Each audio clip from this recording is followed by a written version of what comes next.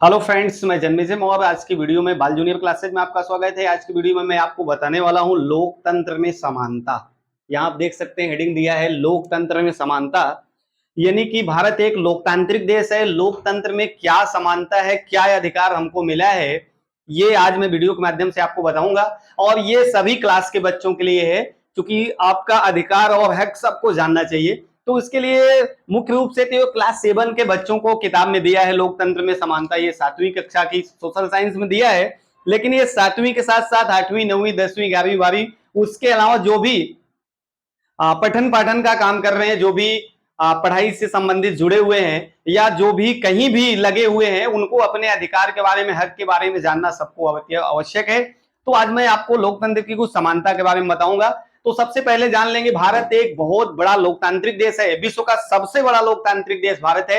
यहाँ विविधता में एकता है। विभिन्न धर्मों के, जातियों के, भाषाओं के आधार पर अलग अलग जाति, धर्म, भाषा को समझने वाले, बोलने वाले लोग हैं। उसके आधार पे किसी भी प्रकार के लोगों के साथ भेदभाव ना हो, सबको समानता का अधिकार मिले। तो उन चीजों में क्या क्या समानता हमको मिला है, कितने पॉइंट है, ये आपको टॉपिक वाइज में आपको एक एक बता रहा हूं। तो आइए किताब के माध्यम से देखते हैं। सबसे पहले लिखा है भारत एक लोकतांत्रिक देश है। विश्व का सबसे बड़ा लोकतांत्रिक देश भारत है और इस देश की शासन चलाने के लिए संविधान की रचना की गई है। देश का शासन किससे चलता है? संविधान से। सब प्रकार के नियम कानून, देश को कैसे चलाना है, ये आपके संविधान में वर्णित है। और देश का शासन चलाने की मार्गदर्शिका कहलाता है। अब ये क्वेश्चन आ सकता है कि देश के शासन की मार्गदर्शिका क्या है? तो संविधान है। विश्व में सबसे बड़ा लिखित संविधान भारत का संविधान है। मैंने आपको पहले बताया, भाषा, जाति, धर्म और आर्थिक असमानता के बीच सुचारू शासन हो, इसके लिए संविधान की व्यवस्था की गई है। किसी प्रकार का भेदभाव ना हो। हमारा देश इतना विशालतम जनसंख्या वाला देश है, जिसके संचालन में विशेष प्रकार की व्यवस्था, किसी प्रकार की अव्यवस्था ना हो, इसी चीज को समझने के लिए संविधान की रचना की गई है। हमारे देश में आर्थिक, सामाजिक और धार्मिक विभिन्नता होने के उपरांत सबको समान अवसर मिल सके, इसके लिए संविधान निर्माताओं ने ध्यान दिया है। और उसके लिए सभी को समान अधिकार की श्रेणी में समान अधिकार मिले। कुछ ऐसे क्षेत्र हैं जहां सबको समान अधिकार मिलना चाहिए, तो वो सब क्या है? तो आइए देखते हैं। सबसे पहला दिया है इसमें समानता अर्थात क्या। पहली हेडिंग देता है समानता।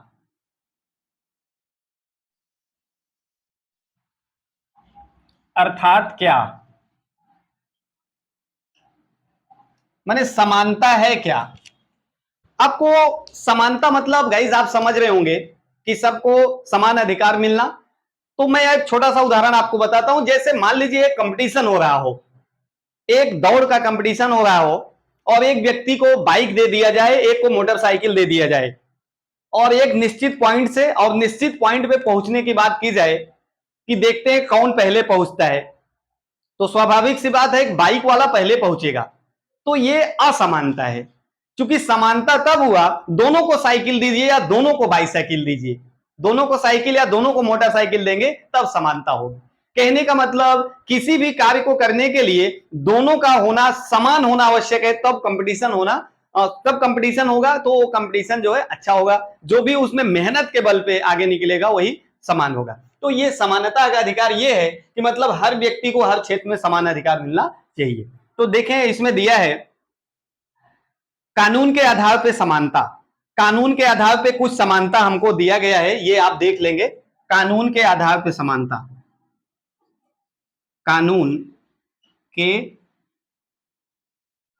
आधार पर समानता।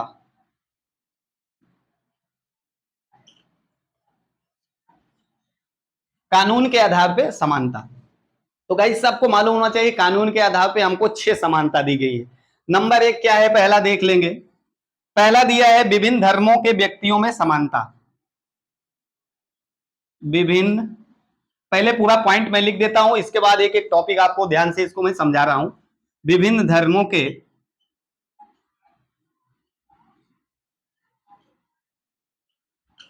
व्यक्तियों में समानता, पहला पॉइंट हो गया। नंबर 2, भाषा व बोली के आधार पर समानता। भाषा व बोली के आधार पर समानता। चलिए तीसरा देख लेते हैं, शिक्षा प्राप्त करने में समानता। शिक्षा प्राप्त करने में समानता। अगला है व्यक्तिगत विकास में समानता। व्यक्तिगत विकास में समानता। और पांचवा पॉइंट आपका है लिंग आधारित समानता।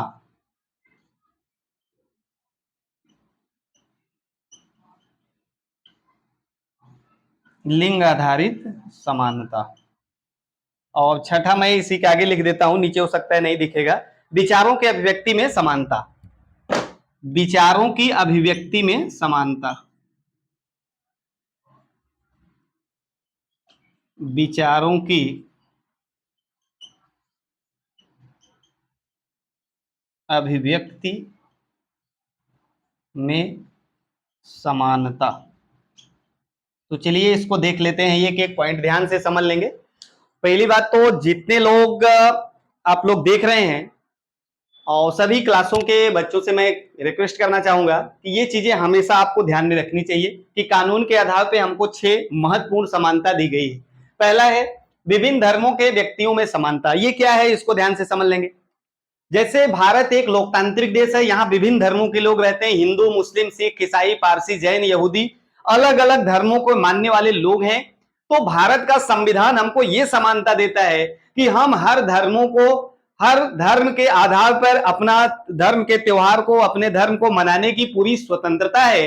तो ये पहला स्वतंत्रता है कि भारत के अंदर जितने भी धर्म के लोग रहते हैं सबको अपने धर्म के आधार पर अपने त्योहार, अपने क्रियाकलाप धर्म के आधार पर जो भी है उसको करने की समानता देता है। कौन? हमारा संविधान। तो पहला आधार है धर्म के आधार पे किसी के साथ भेदभाव नहीं किया जाएगा, समान अधिकार रहेगा, पहला पॉइंट। दूसरा, भाषा व बोली के आधार पे समानता।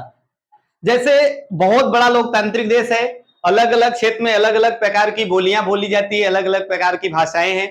जैसे कहीं मलयालम है, कहीं तेलुगु है, कहीं तमिल है, कहीं गुजराती है, कहीं हिंदी है, कहीं अंग्रेजी है। मतलब अलग अलग भारत के ही अंदर रहने वाले अलग अलग क्षेत्रों में, अलग अलग राज्यों में अलग अलग प्रकार की बोलियां बोलते हैं, अलग अलग प्रकार की भाषाएं बोलते हैं। अलग अलग प्रकार की भाषा भले बोलते हो लेकिन सब अपने को गर्व से कहेंगे हम इंडियन हैं, हम भारतीय हैं। तो उनके साथ किसी भी प्रकार का भेदभाव नहीं किया जाएगा कि आप हिंदी भाषी हैं, आप गुजराती भाषी हैं, आप अंग्रेजी भाषी हैं, आप मलयालम बोलते हैं, तमिल बोलते हैं, तेलुगु बोलते हैं, पंजाबी बोलते हैं। इस प्रकार से किसी के भी साथ भेदभाव नहीं किया जाएगा, सब एक समान है। ये समानता का दूसरा अधिकार हमको कानून के आधार पर मिला है। दूसरा, भाषा और बोली के आधार पर समानता। तीसरा आ जाते हैं शिक्षा प्राप्त करने में समानता। हर व्यक्ति शिक्षा प्राप्त कर सकता है, पढ़ने का अधिकार, चाहे वह निम्न कास्ट का व्यक्ति हो, चाहे हाई क्लासेस का, उच्च श्रेणी का व्यक्ति हो, सबको पढ़ने का अधिकार कानून देता है, यह संविधान देता है। तो तीसरा सबसे प्रमुख है कि शिक्षा प्राप्त करने की समानता हर व्यक्ति को है।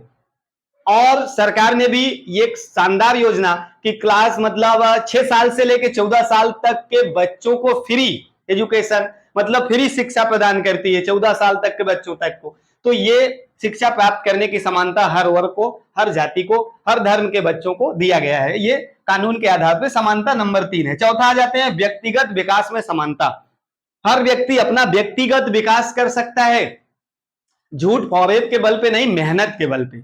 अपने मेहनत के बल पे अगर हर व्यक्ति विकास करता है तो वह विकास कानून के आधार पे आपको संवैधानिक रूप से अधिकार प्राप्त है कि आप अपना विकास, व्यक्तिगत विकास कर सकते हैं। अगला है लिंग आधारित समानता। लिंग, जाति, धर्म के आधार पे आपको बताया कि लिंग के आधार पे किसी के साथ भेदभाव नहीं होगा, यह भी समानता हमको कानून देता है। विचारों की अभिव्यक्ति में समानता, बहुत महत्वपूर्ण टॉपिक है ये, विचारों की अभिव्यक्ति। आप अपनी बात रख सकते हैं। अगर हमको लगता है कि राष्ट्रपति सही नहीं बात बोलता है, प्रधानमंत्री ये चीज नहीं बोल रहा है सही ढंग से, मुख्यमंत्री ये चीज नहीं बोल रहा है, शिक्षा मंत्री ये चीज गलत बोल रहा है, तो हम उसका खुलकर विरोध कर सकते हैं। ये हमको कानून अधिकार देता है। इस अधिकार पे हम हर व्यक्ति मतलब भारत का रहने वाला हर एक नागरिक इसका खुलकर विरोध कर सकता है। ये कानून के आधार पे आपको समानता दी गई है, चाहे कोई भी व्यक्ति हो, किसी जाति का हो, धर्म का हो, किसी भी मतलब समुदाय का व्यक्ति हो, तो इसका विरोध हो कर सकता है। ये विचारों की अभिव्यक्ति, आप अपना विचार प्रस्तुत कर सकते हैं, माने आपका क्या विचार है संवैधानिक रूप से आप व्यक्त कर सकते हैं, इस पे कोई रोक टोक नहीं है। तो ये 6 प्रकार की जो आपकी समानता दी गई है, मैं समझता हूं हर व्यक्ति को, हर छात्रों को ये हमेशा याद होना चाहिए। आ जाते हैं अगला टॉपिक क्या है। फिर देखो कर रहे हैं, किसी भी स्थान पे पहुंचने के लिए स्पर्धा रखी जाती है। इस प्रकार से एक खिलाड़ी को साइकिल, दूसरे को मोटरसाइकिल, मैंने आपको बताया। तो ये आपको ऐसा करेंगे तो असमानता होगी, दोनों को एक समान रूप से रखा जाए तो ये समानता का अधिकार होगा। आइए अगला देख लेते हैं टॉपिक क्या है इसमें। मताधिकार में समानता, जैसे आप मत देते हैं, ये 6 को छोड़कर एक समानता और है मताधिकार में समानता। मताधिकार में समानता, मताधिकार में समानता क्या है गाइस, इसको जान लेंगे।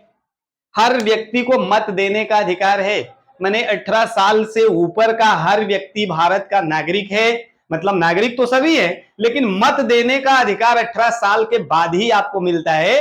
तो आप भारत के एक मतलब नागरिक के रूप में 18 साल के बाद किसी भी व्यक्ति को अपना वोट, अपना मत देकर चुनाव कर सकते हैं। ये मताधिकार में समानता है। और वह व्यक्ति चाहे किसी भी जाति का हो, किसी धर्म का हो, किसी समुदाय का हो, सबको संवैधानिक रूप से अधिकार दिया गया है। ये कानून के अधिकार पे समानता है, ये भी मताधिकार में समानता है। ये 6 पॉइंट के अंतर्गत नहीं आता है, उसके अलग है। अगला है, देखो इसमें कह रहे हैं हमने देखा है कि संविधान में सभी विविध प्रकार के समानता दी गई है। लोगों का लोगों द्वारा और लोगों के लिए चलाया जाने वाला शासन लोकतंत्र कहलाता है। सबसे पहले तो लोकतंत्र क्या है, ये लोकतंत्र अभी बात आई, लेकिन उसको पहले मैंने नहीं बताया। लोगों का लोगों द्वारा लोगों पर किया गया शासन ही लोकतंत्र कहलाता है। या अब्राहम लिंकन ने इसको परिभाषित किया था। तो ये एक लोकतंत्र की शानदार परिभाषा है कि इसमें जनता का अधिकार, जनता अपने अधिकारों को जान सकती है, उसको व्यक्त कर सकती है, उसको बता सकती है। लोकतंत्र, खूबसूरती लोकतंत्र का यही है कि विविधता में एकता। जहां विविध धर्म, समुदाय, जाति, धर्म के आधार पर लोग रहते हैं, फिर भी अपने आप को एकता में समझते हैं, एक है, अपने आप को गर्व से कहते हैं हम इंडियन हैं। यही एक विविधता में एकता ही लोकतंत्र की खूबसूरती है, लोकतंत्र की समानता है। फिर देखो कर रहे धर्म, भाषा, लिंग, बोली, धार्मिक असमानता के बीच संवैधानिक समानता दी गई है। प्रत्येक को मतदान करने का अधिकार है। यहाँ पे मतदान करने का अधिकार, अनेक रोचक बातें हैं, जैसे कोई धाक, धमकी, जबरदस्ती या डर के अधीन मतदान ना करे। कोई व्यक्ति आपको मत करने के लिए धमकी देता है कि नहीं आपको यही चुनाव करना है, इसी पे वोट देना है, तो ये कानूनन अपराध है। वो आपके साथ अपराध कर रहा है, कानूनन आप जो है उसके शिकायत कर सकते हैं उसके खिलाफ। ये आपका अधिकार है कि आप मताधिकार का प्रयोग स्वतंत्र और निष्पक्ष रूप से स्वयं कर सकते हैं, ये कानून अधिकार देता है। और देखो क्या है, इसके लिए करें मत का महत्व समझाने के लिए किसी भी प्रकार का डर बिना मतदान के लिए निर्वाचन आयोग व्यवस्था की गई। चुनाव के समय अधिक से अधिक लोग मतदान कर सकें, इसके लिए विशेष प्रयास किए जाते हैं। विज्ञापन और विशेष व्यवस्था के अधीन मतदाताओं के लिए जागृत किया जाता है, विज्ञापन के माध्यम से जागृत किया जाता है कि आप मतदान जरूर करें। और भारत देश में दर्ज सभी मतदाता मतदान कर सकें, इसके लिए विशेष व्यवस्था की जाती है। महिलाओं के लिए विशेष मतदान केंद्र होता है, दिव्यांग व्यक्तियों के लिए भी मतदान की सुविधा की जाती है। दिव्यांग जो विकलांग हैं, दिव्यांग हैं, उनके लिए भी सुविधा की गई है। बाल मजदूरी, एक बहुत इंपॉर्टेंट फैक्ट आता है, बाल मजदूरी देख लेंगे। बाल मजदूरी यहां नहीं दिख रहा होगा, मैं थोड़ा नीचे लिख देता हूं। बाल मजदूरी,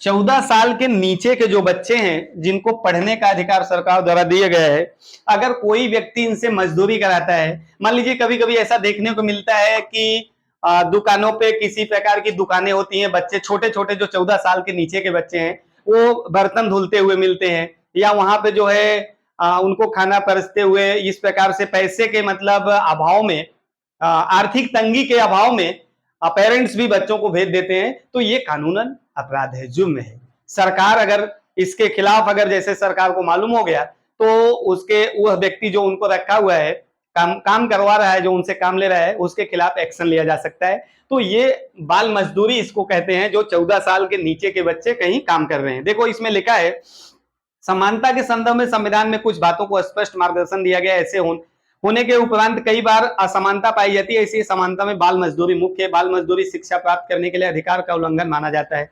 मैंने आपको बताया 14 साल तक के बच्चों को फ्री की शिक्षा की व्यवस्था है, और उसके पहले अगर कोई व्यक्ति काम कर रहा है, कोई बच्चा, तो वो बाल मजदूरी के अंतर्गत आता है। हमारे देश में सभी नागरिकों को 6 से 14 वर्ष तक मुफ्त शिक्षा, अनिवार्य सार्वजनिक अध्ययन का अधिकार है। यह अधिकार समान रूप से दिया जाता है। आधुनिक समय में उच्च शिक्षा में लड़कियों को ना पढ़ने देने की भावना कहीं कहीं पाई जाती है।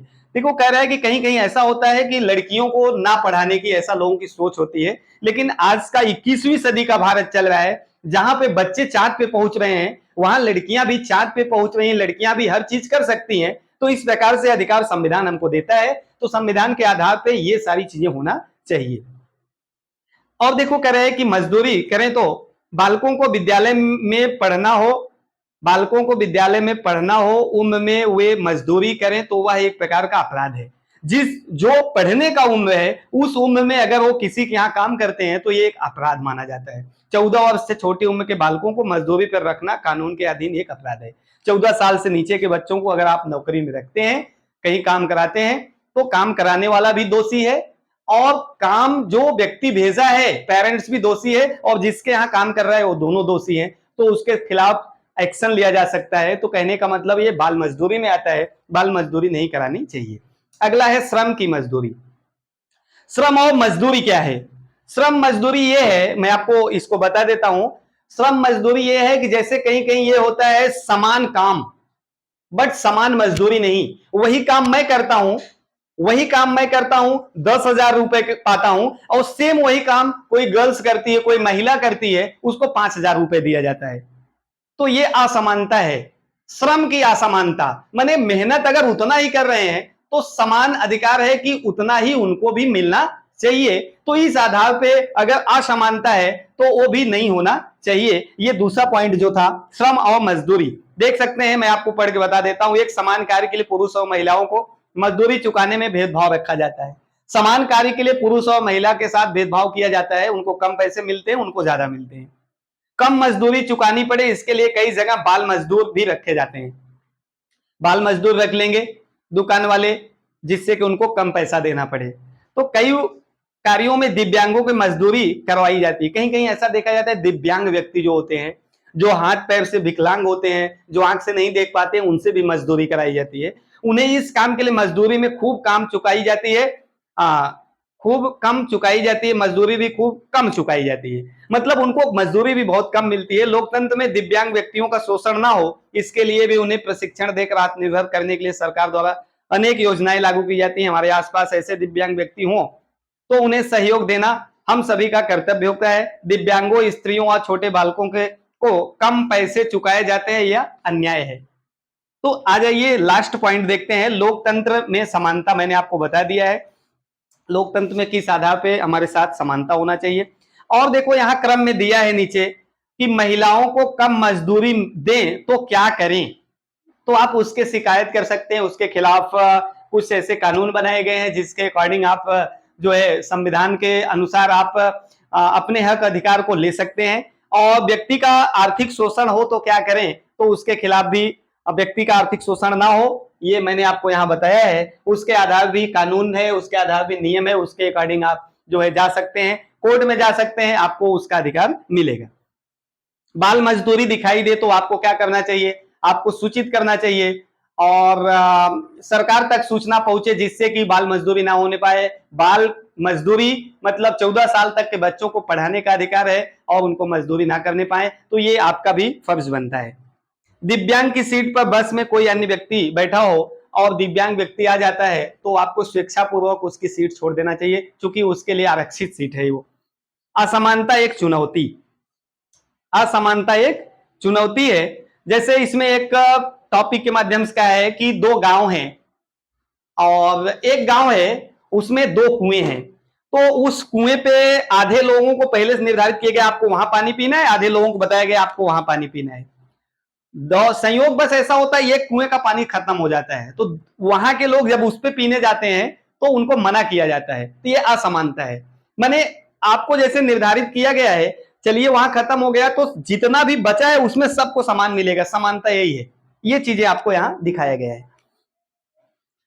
और देखें अगला लास्ट टॉपिक इसमें दिया है, इसके आधार पे जो है विवाद देखने को सुनने को मिलता है कि किस बात को लेके, जैसे ये पानी पीने वाली व्यवस्था है, यहाँ पूरा गांव दो भागों में पानी भरता है।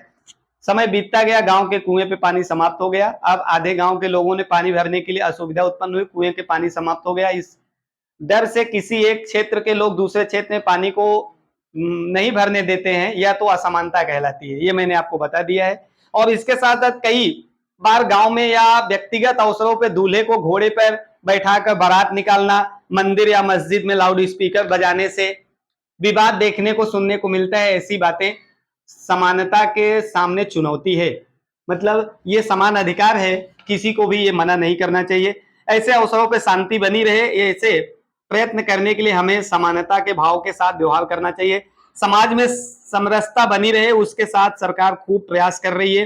प्रत्येक समाज और प्रत्येक व्यक्ति को समानता का अधिकार संविधान ने दिया है। हम अपने अधिकारों का प्रयोग कर सके, इसके लिए जागृत होना जरूरी है। आइए यहाँ जो क्वेश्चंस दिए हैं बहुत सरल हैं, बच्चे कर सकते हैं। विश्व में सबसे बड़ा लोकतांत्रिक देश खाली जगह है तो भारत है। देश का संचालन करने की मार्गदर्शिका कहलाता है, मैंने आपको बताया था संविधान कहलाता है। भारत का संविधान विश्व का संविधान है, सबसे बड़ा संविधान है। यही कहा है। लोकतंत्र क्या है, ये क्वेश्चन पूछा है। तो लोकतंत्र में किन किन बातों पे हमको समानता दी गई है, तो मैंने यहाँ आपको बता दिया है। लोकतंत्र क्या है, जनता के द्वारा जनता पर, जनता द्वारा किया गया शासन ही लोकतंत्र कहलाता है। लोकतंत्र में हर व्यक्ति को हर अवसर, हर समानता का अधिकार, चुनने का, समझने का अधिकार है। ये है आपका लोकतांत्रिक अधिकार। आप गाइस समझ गए होंगे लोकतंत्र में समानता क्या है, सबको समान अवसर मिलना चाहिए, और ये 6 टॉपिक सबको हमेशा याद होना चाहिए। तो गाइस आज के लिए इतना ही। आपको कैसा लगा कमेंट करके बताएंगे, और नेक्स्ट टॉपिक में नेक्स्ट वीडियो लेके आपको मिलते हैं। ये हर क्लास के हर बच्चों के लिए इंपॉर्टेंट वीडियो था और आप इसको जरूर देखेंगे। Thank you.